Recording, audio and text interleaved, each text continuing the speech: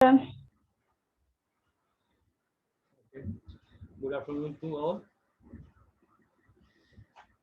First of all attendance तुम लोग दे दो। सबसे पहले इलेक्ट्रॉनिक्स वाले ऑलरेडी मैं क्लास में अनाउंस कर चुका था, 10 मिनट तक है। 10 मिनट तक इलेक्ट्रॉनिक्स वाले अटेंडेंस देगा। आफ्टर 10 मिनट इलेक्ट्रिकल वाले देना, चैट में टाइप करना।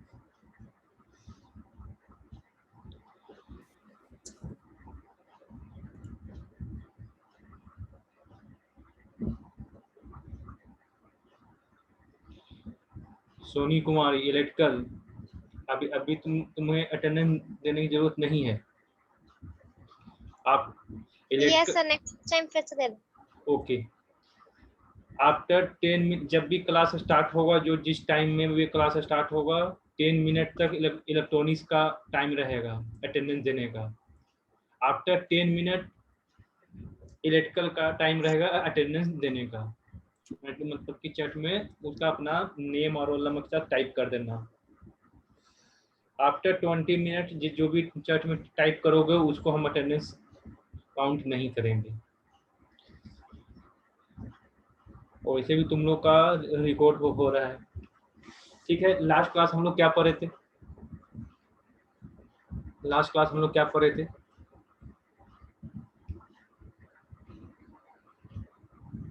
क्यों रिवाइज नहीं किए हो? कल ही तो IRMS sir parameters half wave rectifier. Okay, parameters of the half wave rectifiers, उसमें से बहुत से पैरामीटर्स हम लोग पढ़ चुके थे। कौन कौन सा पैरामीटर हम लोग पढ़ चुके हैं? हम लोग कौन कौन सा पैरामीटर पढ़ लिए? सबसे पहले क्या पढ़े थे? Average current. Sir average current. Okay, उसके बाद आरएमएस। उसके बाद एवरेज वोल्टेज पढ़े, उसके बाद आरएमएस करेंट पढ़े, उसके बाद आरएमएस वोल्टेज पढ़े, उसके बाद सर फॉर्म फैक्टर, उसके बाद रिपल फैक्टर। गुड। अब उसके बाद हम चलते हैं, इसके बाद जो है पीक इनवर्स वोल्टेज। नाम सुना होगा पीक इनवर्स वोल्टेज। जैसे मैं अब तुम लोग को हम शेयर कर रहे हैं, मान लो इस सर्किट है हाफ वेव रेक्टिफायर का। एक मिनट,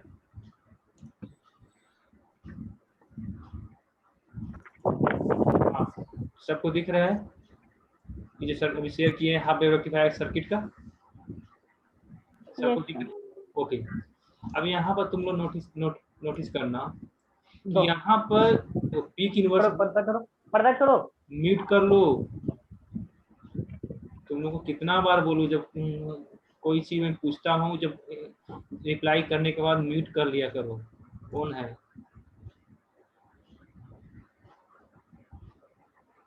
चलो ठीक है। अब यहाँ पर देखो peak inverse voltage, next parameter हम लोग पढ़ रहे हैं। पीक इनवर्स वोल्टेज मतलब होता है कि डायोड को रिवर्स बाइस करो। डायोड को रिवर्स बाइस में क्या होगा? ओपन सर्किट की short circuit? Open circuit. Good. लेकिन फिर से मैं एक बार रिपीट कर रहा हूँ, ऑलरेडी मैं 2-3 बार बोल चुका हूँ, फिर से रिपीट कर रहा हूँ। In the case of the forward bias diode short circuit नहीं होता है। आइडियल भी शॉर्ट सर्किट नहीं होता है। आइडियल कितना होता है? ऐसा नहीं कोई तुमसे पूछेगा तो मत बोल देना कि सर आइडियली शॉर्ट सर्किट होता है। आइडियली हम लोग पढ़े थे, आइडियली कितना होता है? कट इन वोल्टेज, मतलब 0.7 वोल्टेज भी हो सकता है, 0.2 वोल्ट भी हो सकता है अकॉर्डिंग टू सेमीकंडक्टर। लेकिन सर्किट को सिंप्लीफाई करने के लिए हम तुम लोग को लास्ट क्लास में बताए भी थे। लास्ट क्लास में याद करो कि देखो 0.7 वोल्ट लगभग नेग्लिजिबल है कंपेयर टू 10। सर्किट हम तुमको वेव फॉर्म बनाए भी थे, याद आ रहा है? वेव फॉर्म बनाए थे, तो वेव फॉर्म बनाने के बाद तुझे पूछे भी थे, बताना कोई ज्यादा डिफरेंस आ रहा है? वो नहीं। इस वजह से शॉर्ट सर्किट लेते हैं ताकि सर्किट को इजीली हम लोग सोल्व कर सकें। लेकिन आइडियली शॉर्ट सर्किट नहीं होता, कितना होता है? कट इन वोल्टेज होता है। लेकिन हम लोग जब उसको रेक्टिफायर में सोल्व करते हैं तो 0.7 उतना कटिंग वोल्टेज उतना फर्क नहीं पड़ता है, इस वजह से हम लोग उसको रिमूव कर देते हैं, शॉर्ट सर्किट की तरह ट्रीट करते हैं। रीजन यह देना। और बाकी जैसे लास्ट क्लास में हम लोग क्या पढ़े थे कि 0.7 ले सकते हैं, 0.7 लेंगे तो ग्राफ क्या होगा, थोड़ा सा क्या होगा, जीरो लाइन से थोड़ा सा शिफ्ट हो जाएगा 0.7, बस यही होगा। लास्ट क्लास में हम तुम लोग को इस चीज को ग्राफ में प्लॉट करके दिखाए भी थे, याद आ रहा है? Yes sir. Good, yes sir. ठीक है। अब यहाँ पर देखो, अब डायोड को जब रिवर्स वाइज करते हैं तो रिवर्स वाइज करेंगे तो डायोड क्या हो जाएगा, ओपन सर्किट। ऑब्वियस बात है, ओपन सर्किट हो जाएगा।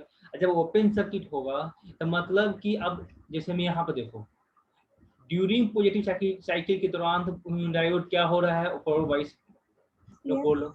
अब ड्यूरिंग नेगेटिव साइकिल, मिनट कितना देर का है मतलब? हाँ, ड्यूरिंग नेगेटिव साइकिल के दौरान डायोड क्या होगा, रिवर्स वाइज। अब रिवर्स वाइज होगा तो क्या होगा, ओपन सर्किट। और ओपन सर्किट हो जाएगा, मान लो यहाँ से क्या होगा, ओपन सर्किट। अब इसके अक्रॉस जो वोल्टेज निकालना होगा, इसके अक्रॉस वोल्टेज क्या होगा, डायोड के across voltage in the case of the reverse wise, बताना तुम लोग क्या होगा।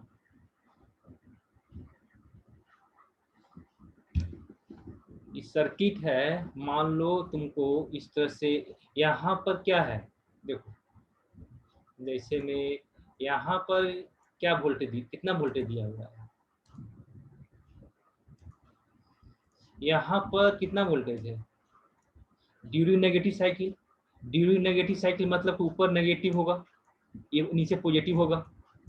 इसका मैग्नीट्यूड कितना हुआ, मैक्सिमम Vm, मैक्सिमम कितना हुआ Vm। हम वोल्टेज की बात कर रहे हैं तो देखो, वोल्टेज की बात हम करेंगे तो V इक्वल टू कितना हुआ था, Bm into sine omega T, यही था ना, Bm into sine omega T. Sign omega T है तो इसका मैक्सिमम, इसका बताना मैक्सिमम कितना वोल्टेज हुआ Bm, ठीक है। अब हम बात कर रहे हैं किस साइकिल में डायोड रिवर्स वाइज काम करेगा। हम ऑलरेडी पढ़ चुके हैं ड्यूरिंग नेगेटिव साइकिल के दौरान। तो नेगेटिव साइकिल में जब बात करेंगे तो क्या होगा, नेगेटिव मतलब ऊपर नेगेटिव होगा, नीचे होगा पॉजिटिव, ठीक है। मैग्नीट्यूड कितना होगा Vm, ठीक है। अब यहाँ बताना, यहाँ से चलो बताना डायोड के अक्रॉस कितना वोल्टेज होगा। डायोड क्या हुआ, ओपन सर्किट हो गया, जो यहाँ पर लिखे हुए हैं डायोड खत्म हो गया, डायोड को रिमूव कर दो और वहां पर ओपन सर्किट कर दो। अब बताना क्या होगा, कितना होगा,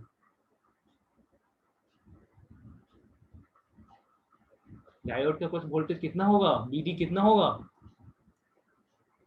क्यों नेटवर्क एनालिसिस कोई नहीं पढ़ा सही से,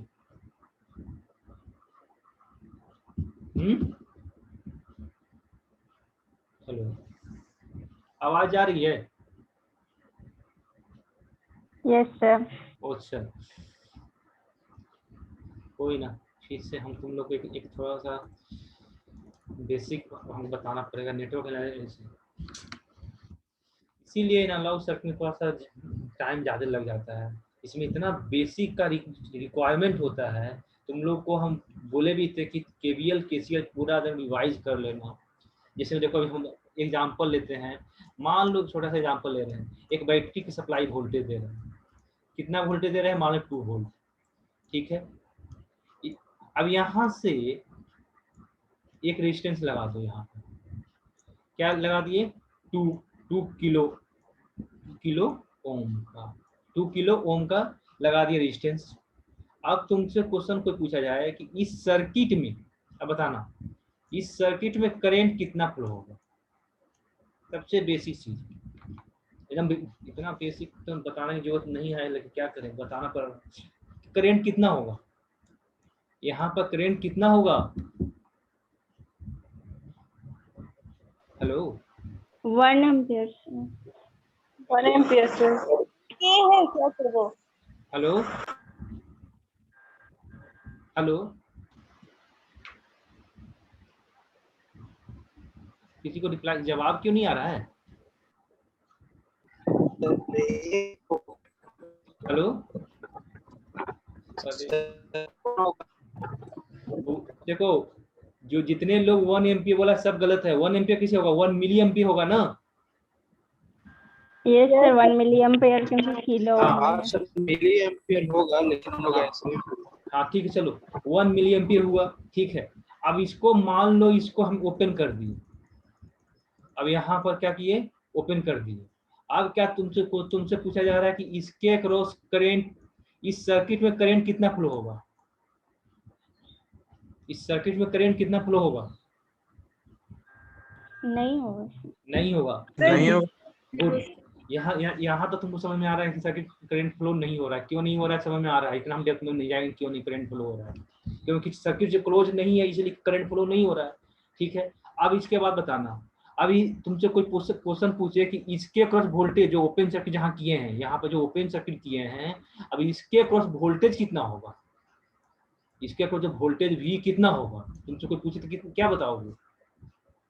मान लो इसके क्रॉस वोल्टेज V है, अब तुझे पता नहीं है कि ऐसे हम एक बेसिक से स्टार्ट कर रहे हैं। ऐसे तो जनरली जो पढ़ने वाला स्टूडेंट होगा देख के बता देगा कितना वोल्टेज होगा। लेकिन मान ले तुमको कुछ नहीं पता है, हो रहा है कि इसके क्रॉस वोल्टेज कितना होगा, केवीएल लगा दो। केवीएल तो लगा सकते हो ना।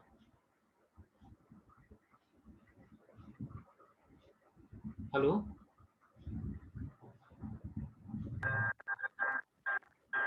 हेलो। Yes sir. हाँ तो केवीएल हाँ केवीएल लगा वो कितना होगा बोलो?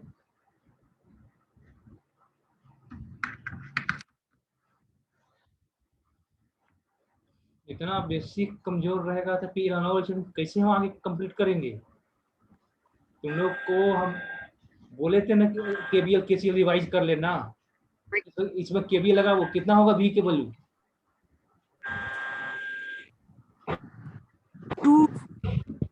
2 वोल्ट। गुड। और एनीवन? 2 volt sir. सबका ठीक है। सर सासी को सर 2 वोल्ट। ओके। और सबका क्लियर? आवाज नहीं जा रही। हेलो, यहाँ पर जब केवी एक मिनट, देखो यहाँ पर क्या था, केवीएल लगाओगे तो यहाँ हम केवीएल नहीं सिखाएंगे, तुम लोग को जो करना समझ लो। यहाँ से जब केवीएल इतना बता रहे हैं, केवीएल जब अप्लाई करोगे इस सर्किट में, केवीएल अप्लाई करोगे तो क्या हो जाएगा? V के वैल्यू कितना आ जाएगा? 2 वोल्ट। अब यहाँ पर देखो 2 वोल्ट क्यों आ गया? क्योंकि जो सप्लाई, जो कोई भी सर्किट में यदि कोई सप्लाई वोल्टेज दे रहे हैं, यदि वो सर्किट कंप्लीट है, अब तुम खुद सोचो, कोई सप्लाई वोल्टेज दे रहे हैं मतलब क्या दे रहे हैं? एनर्जी दे रहे हैं। और एनर्जी लॉस होता है, कहाँ लॉस होता है? पैसिव डिवाइस में होता है। जब पैसिव डिवाइस जानने करते हो पैसिव डिवाइस क्या होता है? अब पैसिव डिवाइस में एनर्जी हीट के फॉर्म में डिसिपेट होता है। यहाँ पर तो रेजिस्टेंस है, तो रेजिस्टेंस के अक्रॉस जब करंट फ्लो होगा तब उसका होगा एनर्जी डिसिपेट होगा। तब तब तब दूसरे सर्किट में क्या होगा?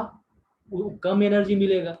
लेकिन जब देखो एक मिनट, जब पैसिव डिवाइस में जो करंट फ्लो नहीं हो रहा है, मतलब करंट जब करंट ही नहीं फ्लो हो रहा है, तब क्या उसमें एनर्जी डिसिपेट होगा? नहीं होगा।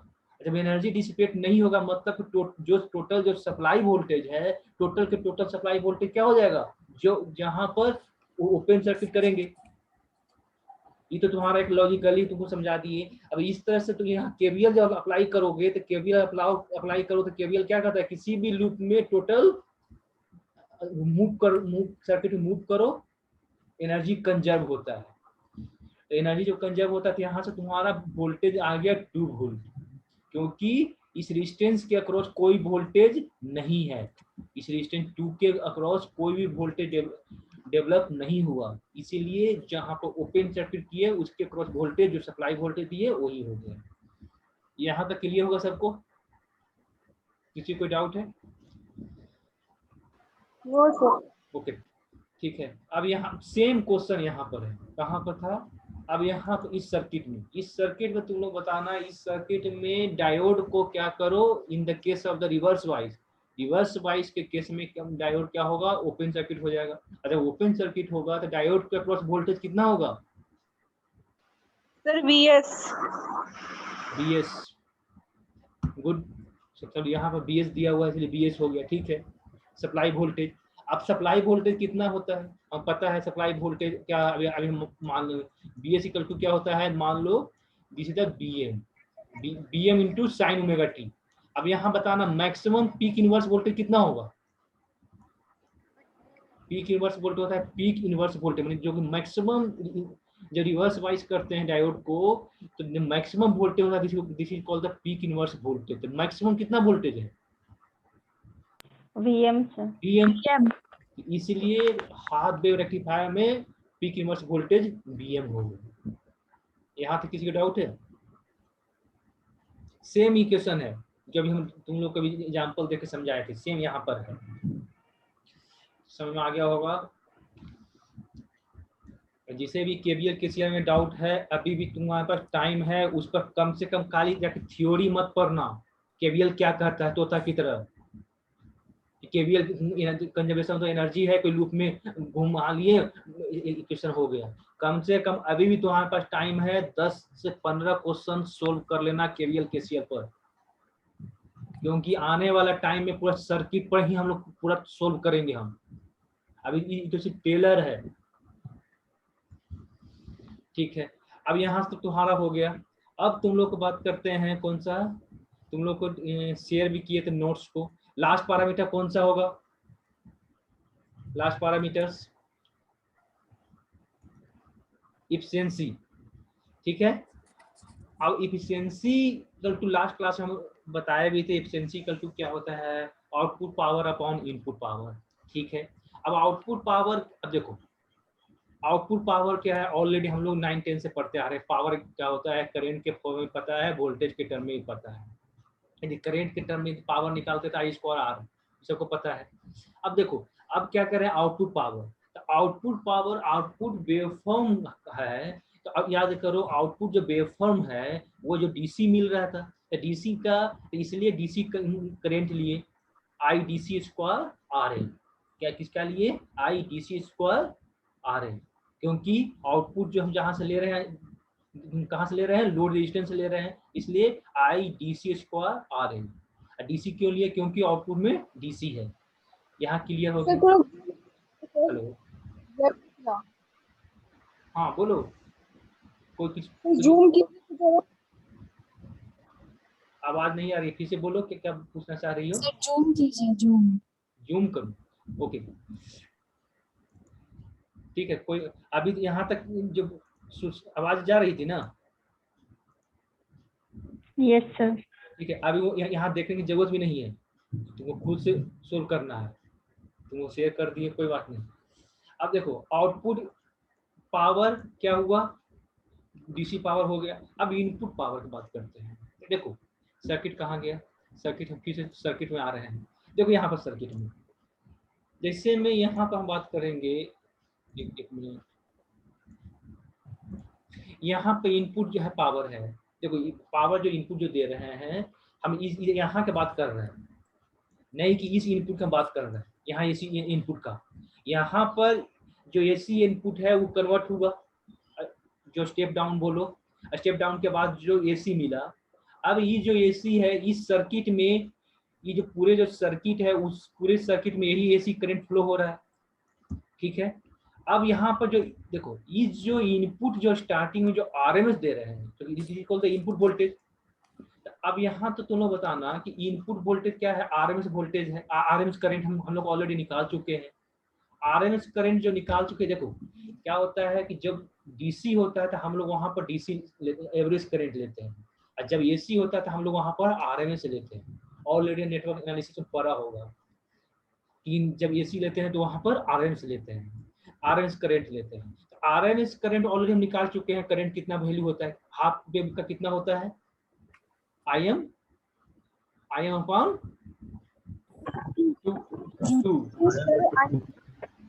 2, ठीक है।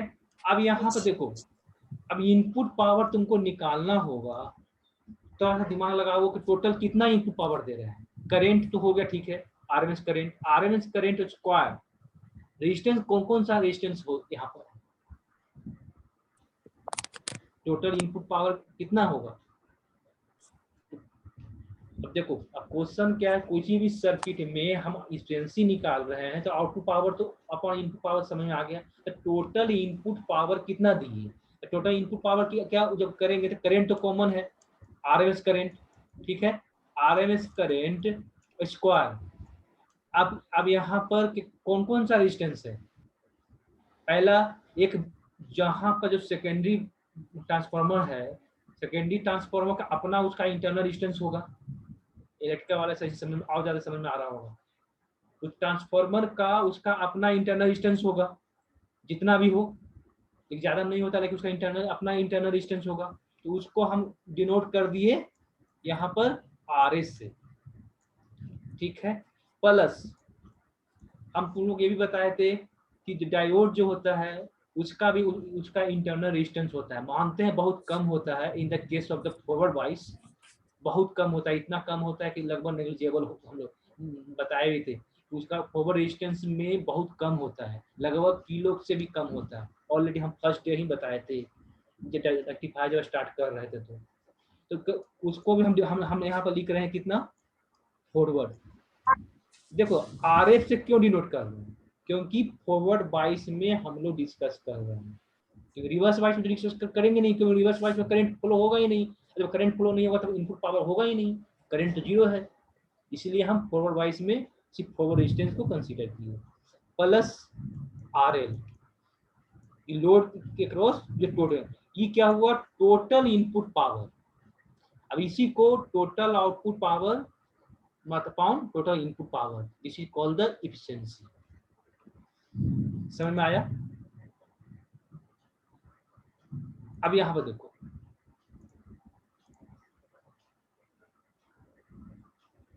आवाज आ रही है ना?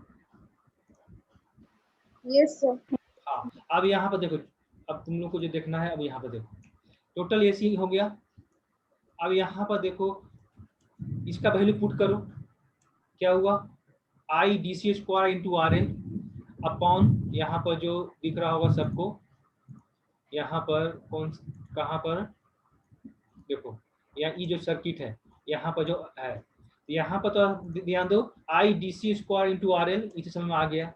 आई R M S square R L plus R S plus R F, R L load resistance सबको समझ में आ रहा होगा। आर एस क्या है, जो सेकेंडरी ट्रांसफार्मर है उसका अपना इंटरनल रेजिस्टेंस है, प्लस आर एफ क्या है, जो डायोड का फॉरवर्ड वाइस का उसका अपना इंटरनल रेजिस्टेंस है।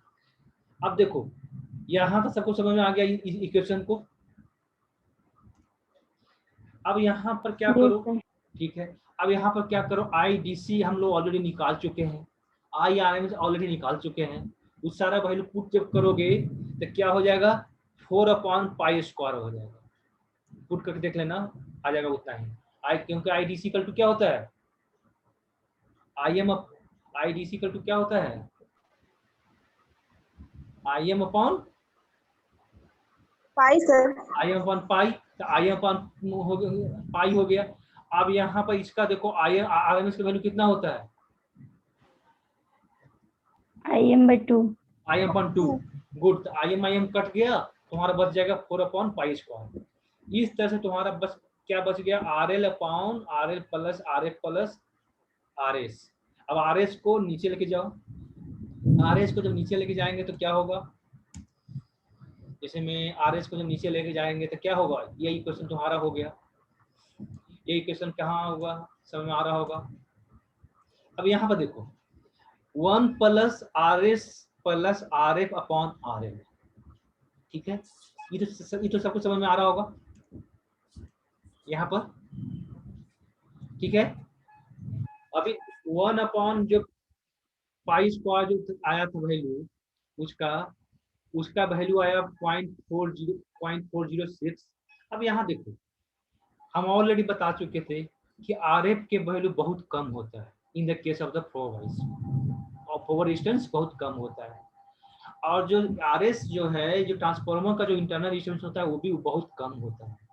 अब बताना, आर एल जो होता है वो किलो में होता है, आर एल का वैल्यू जो लोड रेजिस्टेंस जो देते हैं वो लार्ज होता है। तो आर एस जनरली, अब तुम वैल्यू चेंज कर दोगे तो अलग बात है, लेकिन जनरली हम बात कर रहे हैं, तो वही बता रहे हैं, if R L greater than R F plus R S, तब क्या हो जाएगा? If R L greater than R F plus R S, इसका वैल्यू क्या हो जाएगा? नेगलेक्ट हो जाएगा। 1/1000 कितना हुआ? नेगलेक्ट कर सकते हैं, यस सर, कम हो जाएगा। कम हो जाएगा। इस तरह तुम्हारा एफिशिएंसी निकल गया 40.6%। सबको समझ में आ गया कि किस तरह से एफिशिएंसी निकालते हैं? किसी कोई डाउट है?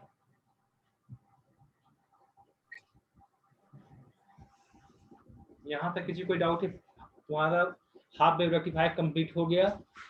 अब देखो, हाफ वेव रेक्टिफायर कंप्लीट हो गया, फुल वेव रेक्टिफायर में उतना हम टाइम लेंगे नहीं, थोड़ा सा टाइम लेंगे से वही। देखो, फुल वेव रेक्टिफायर दो तरह के हम लोग पढ़ते हैं। फुल वेव रेक्टिफायर दो तरह के पढ़ते हैं। अभी हम स्लाइड शेयर कर रहे हैं, उससे ज़्यादा और तुम लोग को सही समझ में आएगा। एक मिनट। हाँ, देखो सबको दिख रहा है जो शेयर किए हैं स्लाइड, ये पीपीटी जो शेयर किए हैं भैया? हाँ सर। No sir. नहीं दिख रहा? ओके, नहीं आया sir PPT. Okay okay okay, मैं फिर शेयर कर रहा हूँ। अब दिख रहा है? नहीं दिख रहा? No sir. No sir. No sir. Okay okay, तुम लोग का अटेंडेंस कॉपी कर दे रहे हैं, अब देख लेंगे जो भी है। चलो हम लोग, हाँ अभी हम शेयर कर रहे हैं।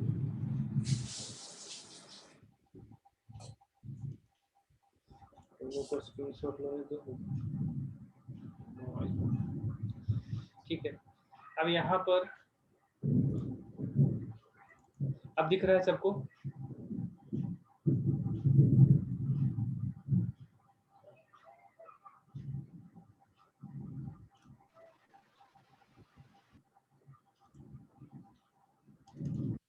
सबको दिख रहा है वो जो भी शेयर किए हैं फुल वेव रेक्टिफायर? सर अभी शेयर ही हो रहा।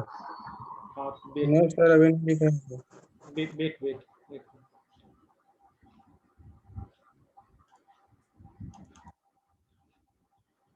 स्टॉप क्यों दिखा रहा है शेयरिंग?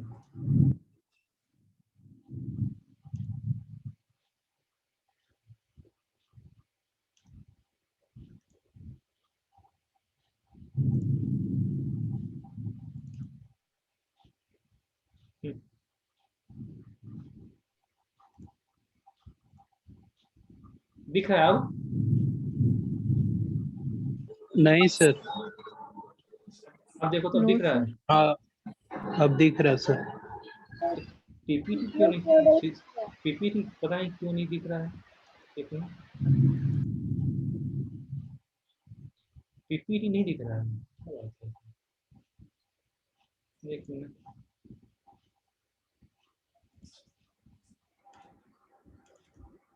पीपीटी में इसमें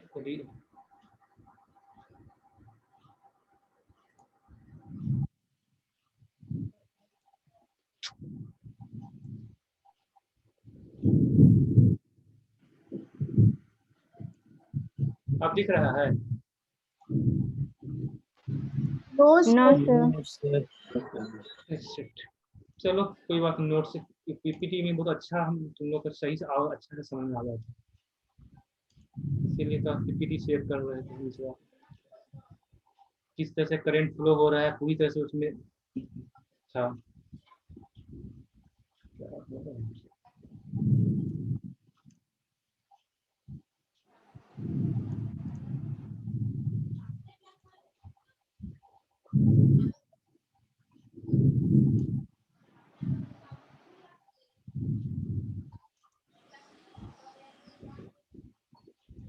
पीपीटी जो शेयर कर रहा है ना, उसमें तुम लोग को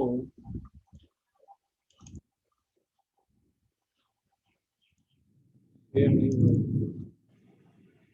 रहा, शेयर हो रहा है।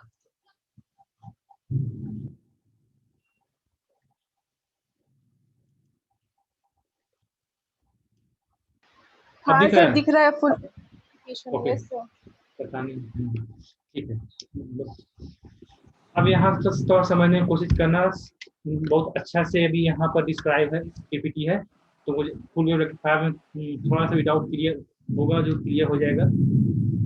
ऑलरेडी हम लोग देखो, फुल वेव रेक्टिफायर हम लोग दो तरह के पढ़ते हैं, एक सेंटर टाइप ट्रांसफार्मर एंड एक full wave rectifier with centre type transformer, और एक होता है हम लोग ब्रिज पढ़ेंगे, तो ब्रिज में अभी बाद में डिस्कस कर रहे हैं, अभी हम पढ़ रहे हैं सेंटर टाइप ट्रांसफार्मर के साथ। अब यहाँ पर ध्यान दें, पहला क्या है, देखो सबसे पहला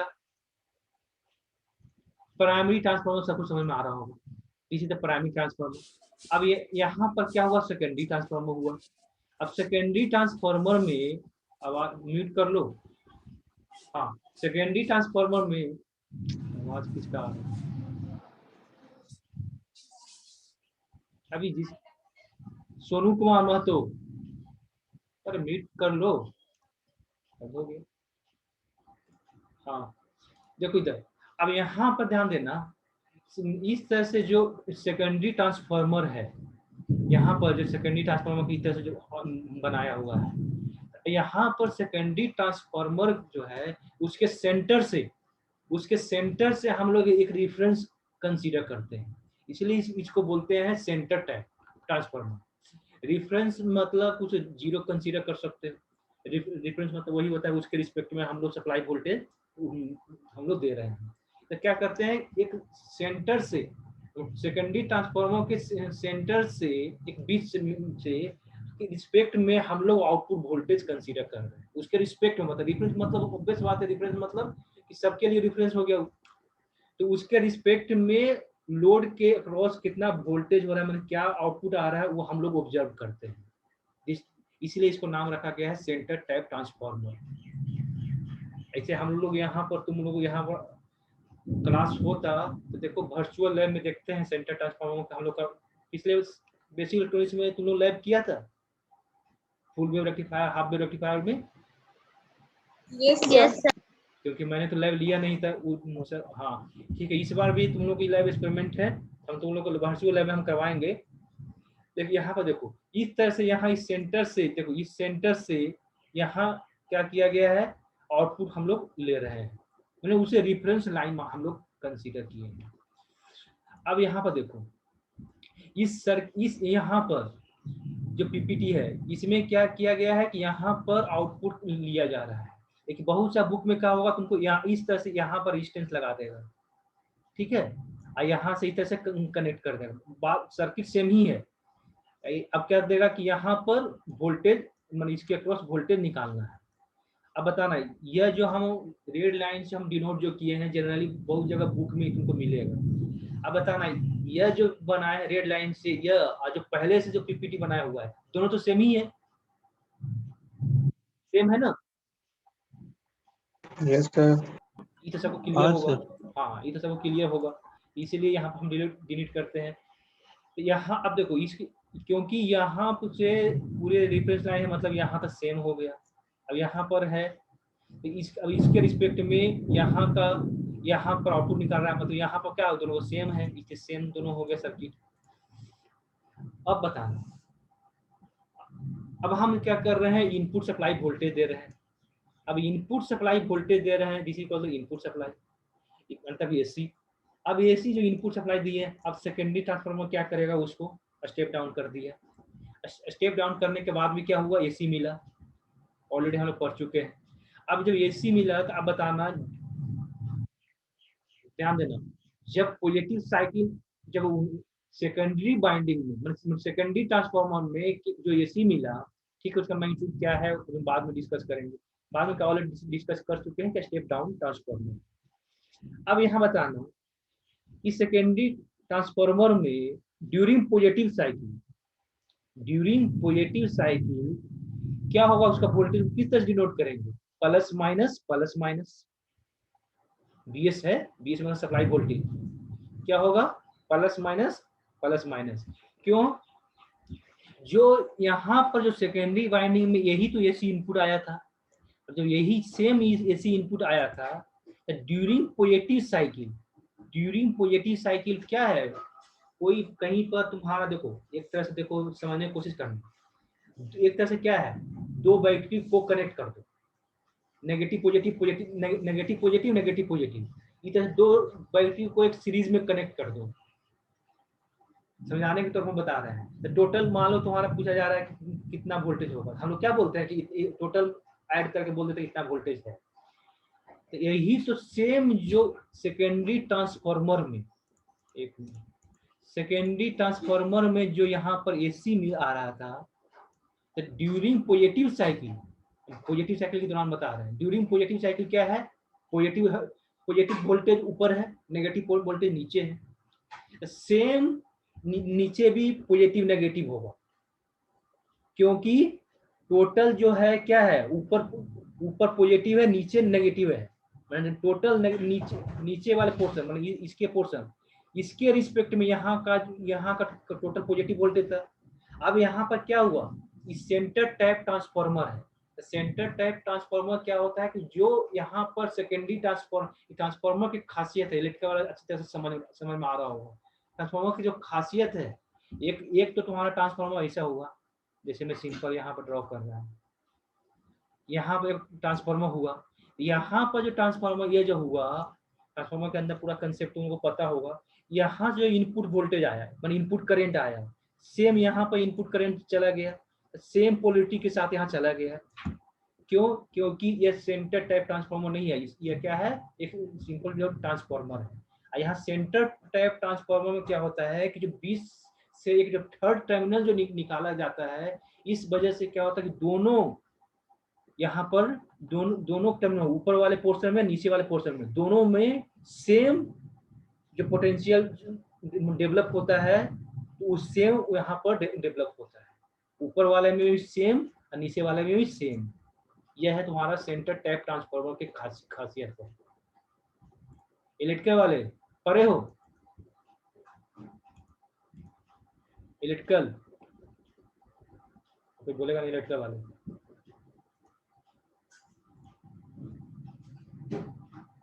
हेलो, ट्रांसफार्मर तुम लोग पढ़ा है ना? ना पढ़े तो कोई बात नहीं। Yes sir. ठीक है, सेंटर टाइप ट्रांसफार्मर पढ़े हो? Yes sir. सेंटर टाइप में ट्रांसफार्मर में, ठीक है।